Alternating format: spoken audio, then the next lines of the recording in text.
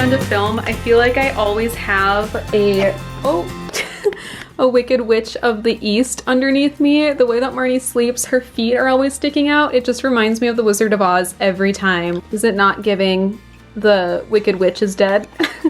Oh my gosh. She's so freaking funny. We have 18 books to talk about, so I hope you're ready to yap about some books.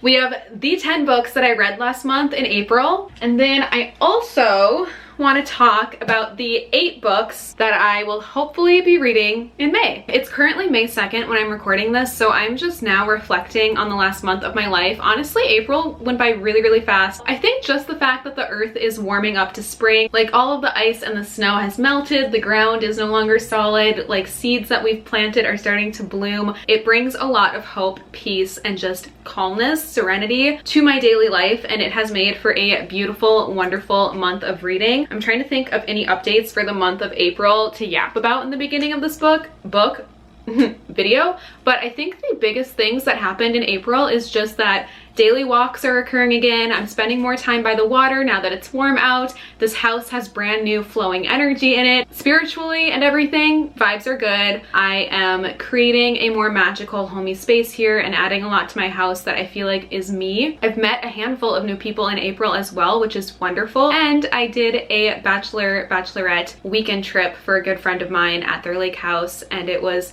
a bunch of new but wonderful people celebrating the lovely couple, and it was really nice to get away. So the few clips at the beginning of this were from the bachelorette weekend. But of course, April was also filled with so many amazing reads. Luckily, a lot of these were read outside, which is my favorite place to read. And right now, oh, I want to go outside on my deck so badly and read. So let's get through these so that I can read. For the most part, these are in chronological order, but get ready to take some notes and write these down because I cannot recommend the majority of these enough. Starting with the first book that I read in April, which was Into the Magic Shop, a neurosurgeon's quest to discover the mysteries of the brain and the secrets of the heart by James R. Doty. The coolest concept for a book. I really, really loved this. It is such a unique and beautiful take on manifestation, but from more of a doctor's, neurosurgeon's, scientific perspective. So it combines two things that you really wouldn't think would work well together. I feel like a lot of people are either spiritual or science-based, but this combines both. And I think that really is what it takes. So I think it really helps explain a concept that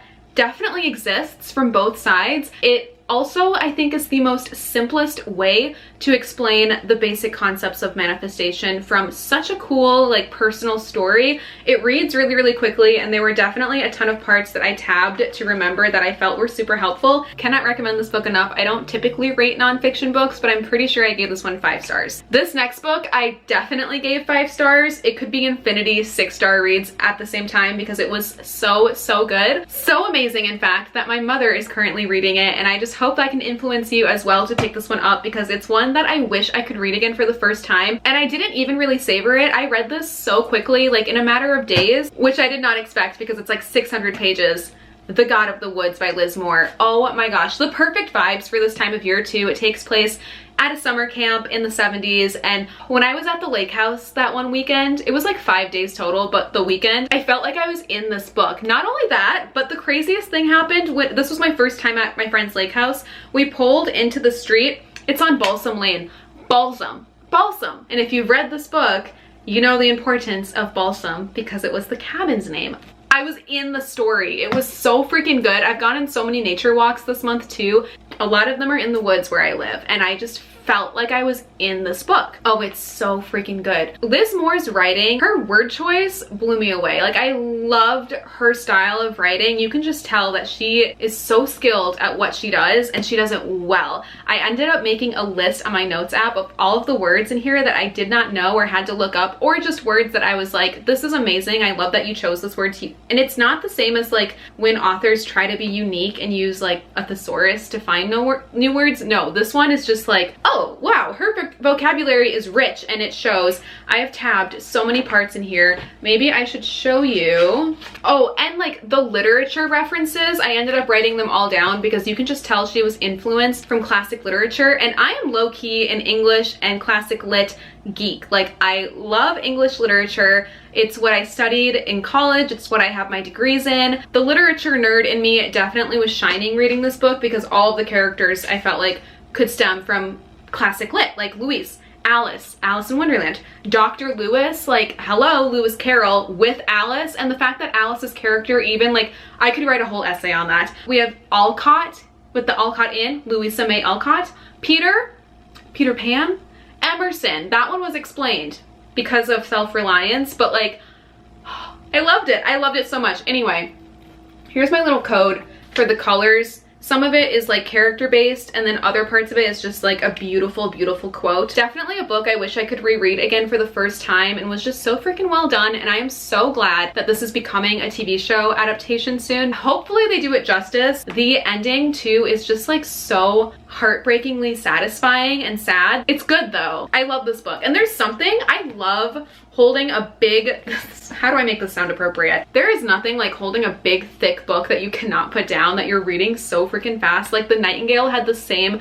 effect on me. I love it. I'm definitely going to be looking for another chunky big book that I just cannot put down soon, because that was 600 pages in like 2 days, and I have no regrets. It was one of the best things that I've read in such a long time. Speaking of one of the best things I've read in such a long time, we have a all-time favorite author of mine next. Auto-buy, auto-read. I think I only have one book by her that I haven't read. The Arc of April, as you might be able to guess, was Once and Again by none other than Miss Rebecca Searle, who I love so, so much. This is her new release that actually just came out in March. What I love about Rebecca Searle books is that there's always like a little sprinkle of magical realism with a big theme on family and then an element of grief, and every single book the characters are going through grief in a different way, I've noticed. Now, I haven't read Expiration Dates, but In 5 Years, The Dinner List, and definitely One Italian Summer all deal with grief.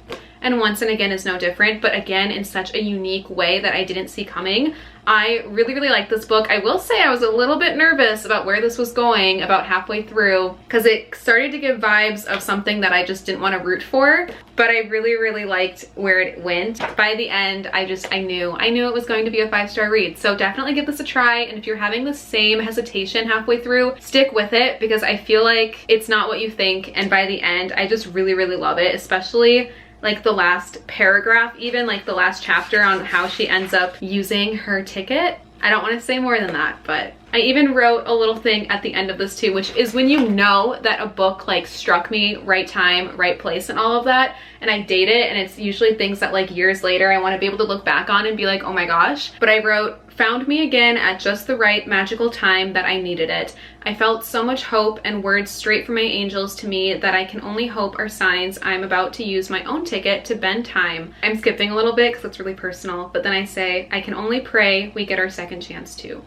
I love you, I love you, I love you. And then some other stuff, but I dated it as well. It's just a very hopeful, very beautiful book. One of my biggest bookish dreams and goals is to meet Rebecca Searle and have her sign all of her books, because I don't think I have any signed books from her yet. And the memoir that I ended up reading for the month of April, it wasn't the one that I planned on reading. I just didn't think I was ready for that yet. I wanted something easy before bed, and that ended up being Sarah Bareilles' Sounds Like Me, My Life So Far in Song. What's really unique about this memoir is that instead of chapters, it's broken down by songs. So each like chapter is about a different song and her life at that time, how the song came to be, how it was written, all of that. My favorite chapters are Love Song, because she definitely gives us the tea on how that was written, since there is a lot of lore behind her reasoning for writing that, as well as Gravity, because I love that song. She Used to Be Mine as well, because of the whole waitress chapter. So if you're a big Sarah Bareilles fan, I would really recommend this memoir. I honestly don't think I've read any singer-songwriter. No, I read Dodie's memoir, but besides that, I don't think I've read any other singer-songwriter memoir so far. And I think it's one of the shortest memoirs that I own too, but I read it before bed in just a couple of nights. Really easy to pick up. I'd recommend it. The thriller that I read for April was terrifying but so satisfying by the end, and if I ever reread it, I don't have a reason to be scared of it now, but in the moment you're traumatized by it. Daytime thriller read for sure, and that is Hidden Pictures. As you might be able to tell, there are pictures in here and they just get scarier and scarier by the ending. I really liked this one though. I did have to read it during the daytime, but it was so satisfying by the end, and there were even parts, like I can't explain it, but there were different parts of it that just felt like were meant for me to read. Oh, it's so good. I understand some of the Goodreads reviews were like calling it out for some things, but here's my thing. I wish I had more of like a spoiler section to really dive into this, but I don't think that a character's belief or how a character is doesn't always reflect the author's belief and how the author is. Because sometimes the qualities or the beliefs that a character has, the character has it to prove a point, to be the villain or to be that type of persona or character, but it's not a vendetta or it's not a message or a moral ethical message to the reader. Because when you look at it from like, okay, well, are we supposed to like this character? No. So if we're not supposed to like the character will probably have some traits and things going on that we don't agree with. And a lot of the reviews, I feel like were forgetting that. There was also this other thing too where it's like, I understand if a book did that, why you would be mad, but this book didn't do that. Like the reason for it was something completely different. I felt like on my own, I was like 5 stars, and then I went on to Goodreads and I was like, whoa. But I liked it and I couldn't put it down. And it's one of those books where if you feel like you're getting into a reading slump, I'd recommend picking it up because it's easy to read, short chapters, good writing style. Thrillers just like keep the pace going, and the pictures too help this reading even faster. I want to read his other books now too. I think The Wedding Party or The Wedding People is one that I can read. For the spiritual book of the month, I read Wealth Witchery by Pamela Shen. This one is all about manifesting money, or it says manifesting magic, money, and success. Now I'm a big manifester and I feel like I've done a fairly good job at manifesting a bunch of money, income, abundance, blessings into my life throughout the years, including like my job, my income, this house. If you've been following me for years, you've been here for the journey, you know what I've done. This was such a great take on things that I already knew in terms of manifesting, but also breaking down concepts and things that I didn't know as well, and learning more ways to manifest money and help get in alignment and the same frequency that is needed to manifest money into your life. I feel like this is just such a great book that I would recommend to anyone that is trying to manifest more money into their life. Reads really quickly as well. As you can tell, I obviously took a ton of notes and tabbed, underlined, highlighted, like got a lot out of this. And I feel like it will bring money and abundance into my life. Like it already has. So another one that I would recommend. I feel like I have recommended every single book so far, and the streak ends now because, speaking of now, it's in the title. This next one, I don't know if it was just me, but oh, I did not like it. I finally read The Power of Now, and I thought this would be amazing because it's so popular, but I feel like it's just dated and like maybe just not the best one. I've read so many self-improvement, nonfiction, spiritual books like this, and out of every single one that I have read so far, I feel like this one is at the bottom. I didn't get a single thing out of this, and I feel like I really do try to get something out of every book I read. I couldn't do it. I felt like the tone of this was super just negative.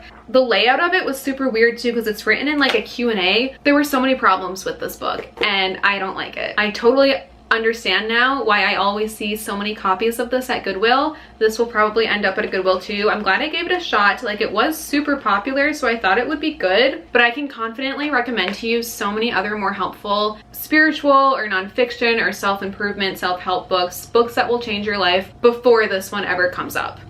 Definitely let me know if you've read that one, if you had similar thoughts, or if you did get a lot out of that. I just didn't. Those were the 7 books that I finished in April, and I'm still in the middle of 3, but I do want to talk about them so far because I'm enjoying every single one. And I think if I didn't spend 5 days at the lake house this month, I totally would have finished these as well, and no regrets. I had the best time. But I have a very strict reading schedule, and with these types of books, I read a chapter in the morning and then usually a chapter in the evening, and I went through this when I got home and like counted like if I was home for the last 5 days and I read 5 chapters on top of the days that I was home, I would have finished these.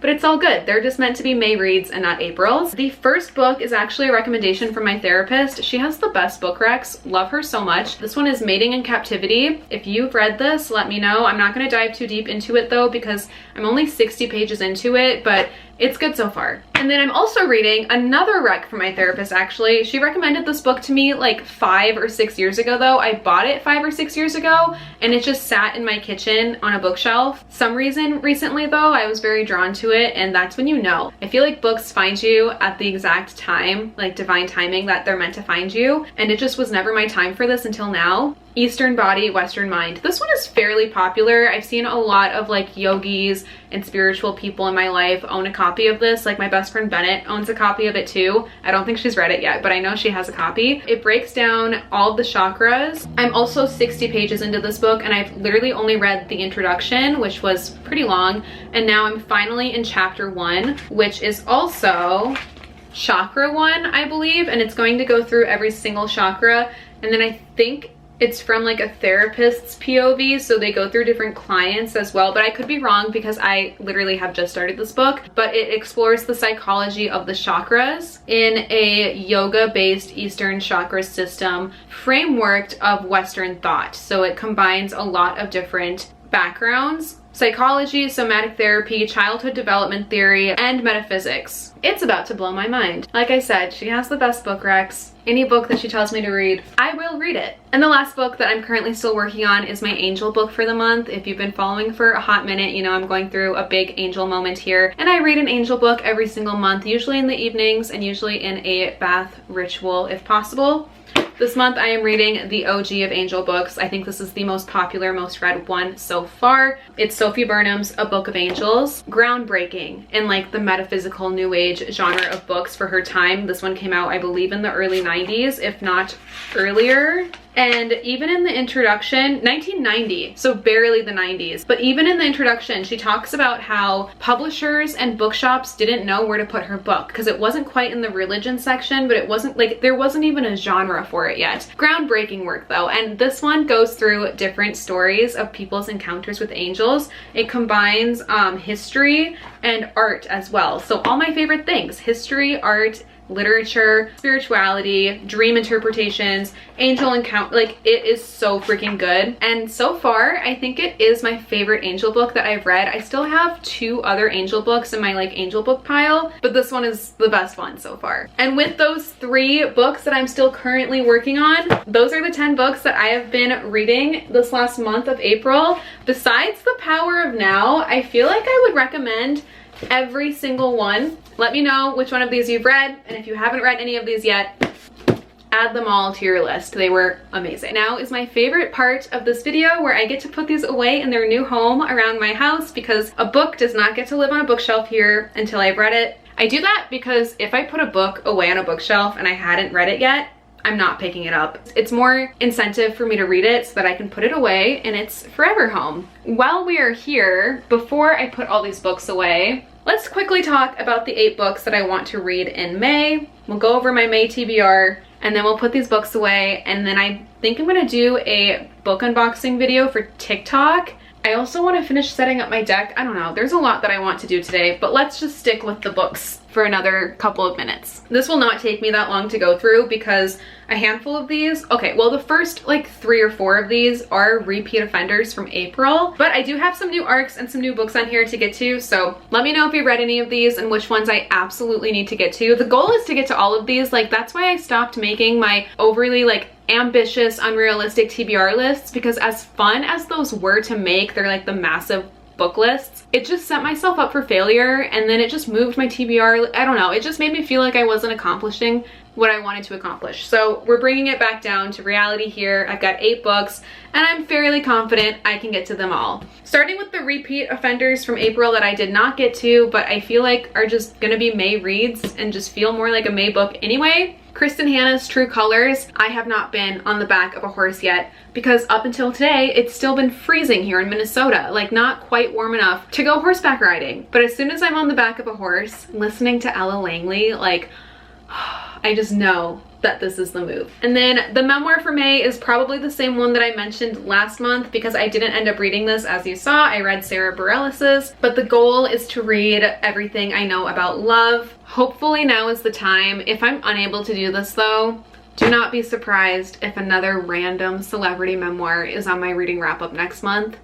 I'm trying. at least I'm reading a memoir. Like, that's just the goal, really, to read a memoir. So as long as I'm doing that, I've accomplished it. The other two that I didn't get to in April that I want to read for sure is Spirit Crossing. This just sounds so good, and it takes place in Minnesota, so I'm very drawn to it, as well as Mary Kubica's The Good Girl. I've read 2 of her thrillers and loved them, so I've been wanting to read this one ever since. And then I don't think this next one was on April's TBR, and then the other 3 definitely were not. But the next spiritual nonfiction book that I want to get to when I finish the 3 that I just mentioned is Abundance by Deepak Chopra, The Inner Path to Wealth. I have heard great things about this, so I'm very curious to see what it's all about. The goal is to read an arc a month. I would love to be reading more than that, so I have 2 on my May TBR. The first one is like a must, and that is The May House by Gillian Cantor. I mean, look at the cover, the title, the vibes. This is just screaming May, and I did hold off on reading this until May just for the vibes. This also comes out May 12th, so it's probably out by the time this video comes out. I have like the perfect setting in mind to read this book at a place that looks like the cover, so I'm going to be fully immersed. I believe this book is about 4 sisters that return to their family's like beach cottage or something every single summer, except this current summer, one of the sisters does not show up. I don't want to know more, but I'm very intrigued by that, and it's kind of reminding me of Blue Sisters. I have not read Blue Sisters, but in my mind, they're similar. I just can't wait for it. I think it's going to be really, really good. I have a good feeling about this one. And then the other arc on my list, if I don't read in May, will be my June arc for sure, because this book comes out in June, and it's by another favorite author of mine. It is Lisa Jewell's newest thriller, It Could Have Been Her. Now, this book comes out June 23rd, so it would be amazing if I could read it right around release. I have been having problems with this G7X lately of overheating. Never had that happen in the last like 11 years that I've used a Canon G7X, but the sunroom is like a little magnifying box. Like, it's just a glass box and sun, and I get really hot filming in here, so I can only imagine that's why. But man, I just took like a 35-minute break to let my camera cool down, and I have not had to deal with that in a long time. I don't even know what I was saying, except for the fact that I love Lisa Jewell, so I know this is going to be good, and I hope I can read it in May as well. The only other book that I had on my May TBR that I wanted to talk about is the next Angel book. So once I finish Sophie Burnham's A Book of Angels, there's actually a sequel called Angel Letters. I am very excited for this. I'm pretty sure it's like the exact same concept. More artwork, more history, more stories. And I found this for $4 at a spiritual shop. Hopefully I get to this one in May as well. But that is my realistic 8-book May TBR list. Before this overheats on me again, I'm gonna let this camera cool down. I think I'll film a couple of bookish TikToks that I need to film today while this cools down, and then let's go put away these books in their new homes.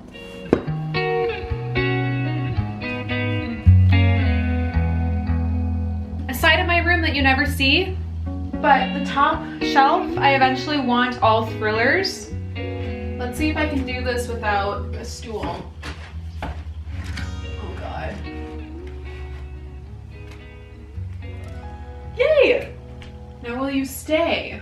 Well, I can't reach it, so.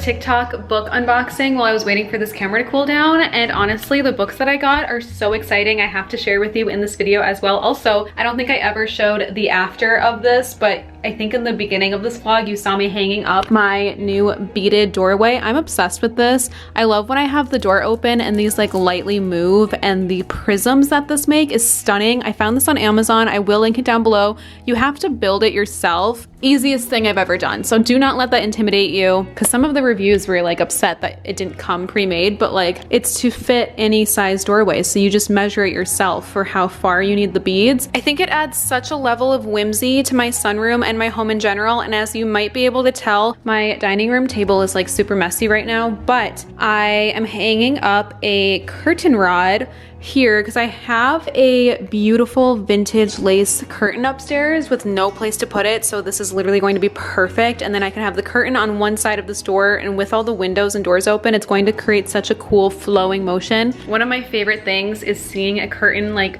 flow in the breeze, so just adding some whimsy to my home, and I love it. But I wanted to show you these books that I unboxed because first of all, the first book that Source Books sent over, they sent over an eye mask with it and a freaking wooden spoon. I was like, oh, okay, so this is gonna be like a super spicy book, and it absolutely is. And then Bloom sent over Megan Quinn's Rules for the Summer with the most stunning edges and a bunch of little lollipops. This book looks so good. It's about a family of psychics and a magic house. I don't know if it's going to be terrifying or just like the best vibes, but Sourcebooks also sent this. And then Wasp's Nest looks so good as well.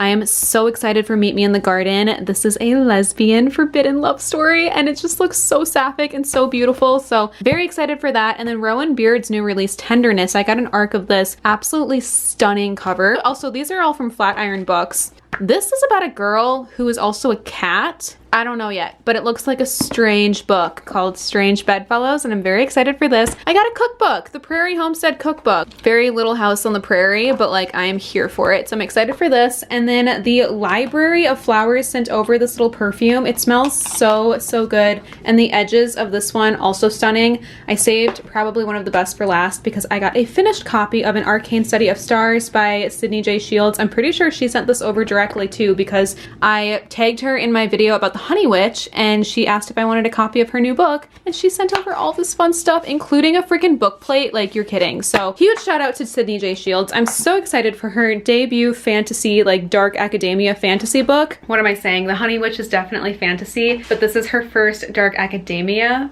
fantasy book, and I'm so excited for it. Such a great book haul today as well. That makes me want to film a book haul, like a full book haul of some books that I'm excited for recently, because I did take a couple of months off and I haven't done a book haul on here in a while. I have a pile of books that I'm really excited for that I've gotten in the last couple of months that I've kind of been saving for if I felt like doing a book haul. So I might add those and then post a book haul after this. I need to film it. It's only like 5 p.m. Today was supposed to be sunny and beautiful, which is why I was like, filming day, let's go. And now it is gloomy and cloudy out, so I might hold off until tomorrow. I guess we'll see.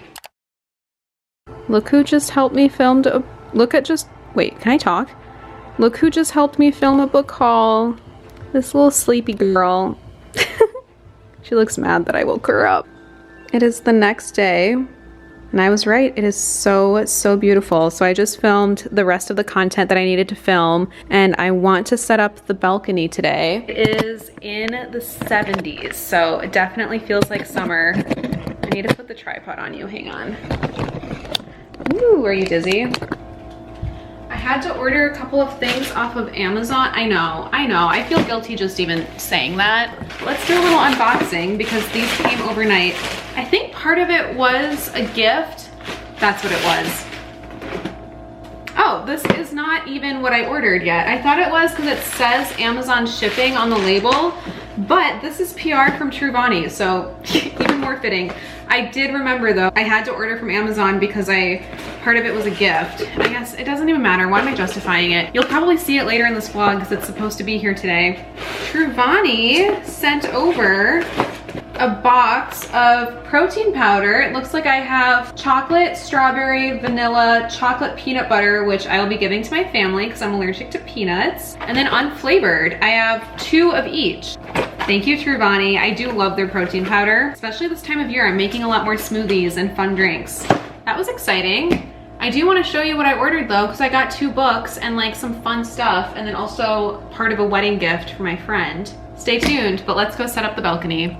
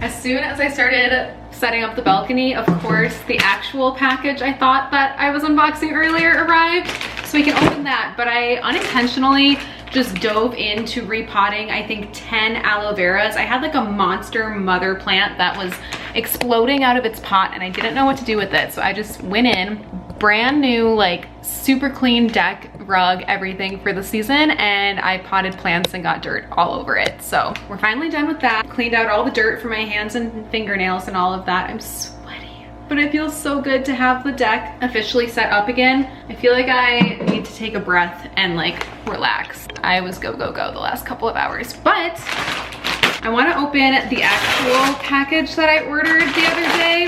I don't typically, oh, I'm excited. I swear, I never typically order from Amazon, but it's one of those times where I needed a specific gift, and I figured if I'm gonna do it, I might as well get some things off of my save for later, including 2 books, Super Attractor by Gabrielle Bernstein. Love this author. I've listened to her podcasts, I've read The Universe Has Your Back, and then I've heard really, really good things about Super Attractor. So I'm hoping I get a lot out of this one. And then the 369 Manifestation Journal. I also took these off of my save for later because this was like $6 on sale and this was like $9 on sale. Otherwise I would not have done that. The 369 method, if you're familiar with it, is where you write an affirmation or something that you're trying to manifest 3 times in the morning, 6 times in the afternoon, and 9 times in the evening. So this is just like a layout for that type of manifestation. Hopefully a lot of good things come out of that journal. I also, the reason for the order, I have a wedding gift in here. It's very sentimental, but I'm not going to open it, I don't think. I might just wrap it like this for them. It's, I don't want to say in case either one of them watches. And then I couldn't resist. I've always wanted one of these and I cannot believe I'm exposing myself here instead of to like, whatever, I'll keep it real. I'm not gonna dupe you guys. Hopefully it looks legit. This was also like $9. Okay, I mean, maybe from a distance, no one will be able to tell. Not me getting my like grimy, dirty fingernails all over this after potting plants all afternoon. I mean, they're clean, but I still feel gross. There is a Cartier ring dupe on Amazon that I was like, you know what? Let me just see. Does it look like I could have Cartier on my hand? Some of you are gonna be like, no, I just know it. This could be a Cartier dupe, right? I feel like I'm not the type to wear Cartier, so this is not gonna end well. Okay, well, from far away, with all of my other rings stacked, maybe this will look like Cartier. I like it. One of my like manic things that I'm doing right now, and this is like super embarrassing of me to even admit on the internet, is buying engagement rings. I've bought, well, not engagement rings, one of them technically is, but I've bought 4 rings in the last week and this is one of them. The other 3 are from like moonmagic.com. I love them. I was getting fed an ad for weeks until finally I was like, F it, okay, you got me, I'll buy. And then the other one is from an engagement website, and it is technically an engagement ring, but I'm gonna wear it on my right hand and it's like a little gift to myself and it's beautiful. So maybe I'll show you when they come in or you'll just notice them in videos. But it is almost 5:30 p.m. I was planning on having lunch hours ago and then I just dove into getting the deck set up, so I'm going to eat and probably end this vlog. I'm trying to set myself up for great success in May. The vibes are very high. I'll also link these books and whatever else I've mentioned down below, including this ring if you're curious. I'll see you in my next video though. Bye!